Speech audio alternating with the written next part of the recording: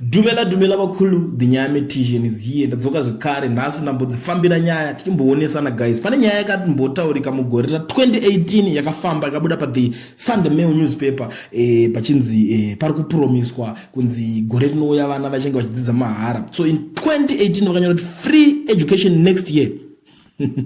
It was Sunday 23 December 2018 ndo pakabuda bepa re Sunday Mail richitaura kuti vanhu vana vachange vachidzidza mahara. Totapinda mugore 2022 zvekare tatakuda kuenda manje bozi 2018 ikaona ikanyaya inga iripo ndekuti amene vananga simbisana election rachangobva kupera 2022 vanga vakutotanga kutorwa imwe another campaign. Hapana chati chaitika kubva ipapo kubva 2018 vanhu vese kana ione mwana uno understand zvandiri kutaura uri kutobhadhara school fees yemwana wako iwo unless kana achitobhadhara nezvinhu zvana BIM kana kuti SOS kana kuti church ameno ndopo ungatoningirina ZANU-PF ina mwana wairi kubhadharira iko zvinezvi zvikuda unzi free education.